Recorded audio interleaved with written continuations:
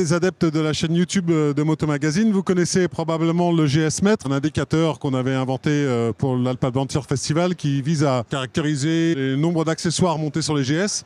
À l'occasion de la sortie de la R1300 GS de BMW, on va faire le tour un petit peu des accessoiristes pour voir ce qu'ils proposent sur cette machine. Et à tout seigneur, tout honneur, on commence par l'équipementier allemand Touratech, qui vient d'équiper une moto exprès pour le salon avec sa nouvelle ligne de bagages souples qui s'appelle Travel. La particularité, c'est que ce sont des bagages étanches avec une fermeture par clip magnétique. Donc on a à la fois la sacoche réservoir, sacoche de selle et puis le porte-outils sur le guidon. Notez aussi la présence d'un support pour GPS, notamment le Garmin Zumo XT2 avec un petit pare-soleil pour améliorer la lisibilité de l'écran TFT. Sur les bagages, on a du classique. Le design, le support des valises a été retravaillé pour qu'il soit mieux intégré à la moto, plus élégant.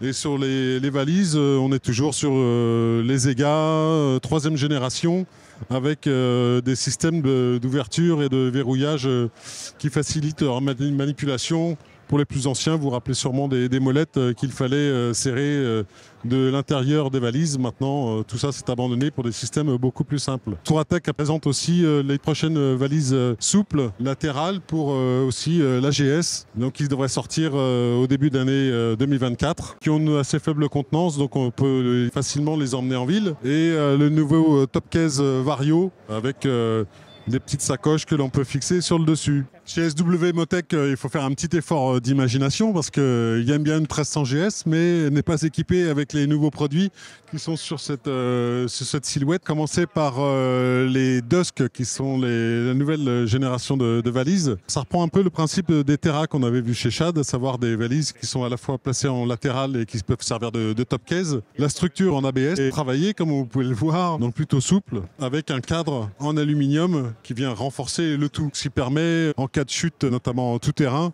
moins de dégâts, la valise amortit logiquement plus facilement les coups et ça permet de repartir sur son trip sans avoir à donner des coups de marteau pour redresser tout ça, comme ça peut être le cas quelquefois sur les valises en alu. L'ouverture à une main, vous voyez les petites anses pour accrocher un sac, notamment lorsqu'elle est utilisée en top case ici. Intérieur avec sac amovible prévu. Et c'est pareil, une fermeture qui est facile et une ouverture à une main pour retirer des valises. Ils sont fixés sur une armature 4 points. Donc plutôt résistante également en cas d'impact. Comme c'est de coutume sur ce genre de valise, on voit les petits crochets pour fixer un filet de rétention. Et on marquerait à l'intérieur le revêtement velours qui permet de ne pas griffer les casques qui pourraient être rangés dans le top case. Évidemment, les sacs sont optionnels. Il faut compter 330 € par valise, ce qui fait à peu près un tarif un peu légèrement inférieur à 1000 € pour le tout. Elles sont déjà dispo pour l'occasion de ce salon ECMA. Autre nouveauté chez SW Motech, une nouvelle ligne de pare-main qui s'appelle Handguards. Ce qui veut dire par main en anglais, tout simplement. L'intérêt, c'est de disposer d'une 60aine de références pour les motos, à un tarif à peu près de 160 € pour l'ensemble, à savoir les coques plus les armatures. L'autre spécificité, c'est de la possibilité d'ajouter pour 20 € la paire des sliders. Alors, il y a des sliders de coude sur les combinaisons, mais aussi maintenant des sliders de coude sur les pare-mains qui facilitent la glisse éventuellement, donc ce qui permet de ménager les pare-mains en cas de chute, et des extensions qui améliorent la protection contre le vent et la pluie, là aussi pour 20 € la paire. Et c'est disponible dès à présent, pas pour toutes les motos encore, pas pour les 60 références, mais ça ne devrait tarder dans les semaines ou les mois qui viennent. La palme du GS Mètre des accessoiristes à l'occasion de ce salon de Milan revient à JV qui a recouvert la 1300 GS d'un maximum d'accessoires. Donc la bagagerie, la ligne de bagagerie qui existait déjà. On voit que, mais tout n'est pas prêt, comme le montrent les indications prototypes sur les protège-mains ou sur les crash bars. Ce qui devrait arriver aux alentours de février-mars pour ces deux pièces. Pour le reste, c'est du déjà présent au catalogue, comme on le voit avec les valises, les trackers, Outback, les sacs supplémentaires, Autre nouveauté, c'est le Maxia, le top case grand capacité qui existait déjà, mais là JV va le sortir donc avec des coques peintes ou à peindre et à l'arrière la possibilité de relier le top case et les feux pour signaler les freinages avec les feux de stop, voire les clignotants. Ça c'est en cours de développement aussi pour un tarif de 464 € en version peinte ou 399 € en version noire. Qu'il sera possible de peindre aussi par soi-même si on souhaite accorder parfaitement le coloris du top case à celui de la moto. Ouf, ouf, ouf, ouf. Jusqu'à présent, pour transporter son petit animal de compagnie, il fallait compter sur la sacoche de réservoir de Baxter. Maintenant, JV offre une autre possibilité avec un sac pour top case qui contient tous les éléments pour que le petit chien ou le petit chat se sente à l'aise. Donc, notamment avec une valise complètement aérée qui est possible de recouvrir d'une housse d'étanchéité.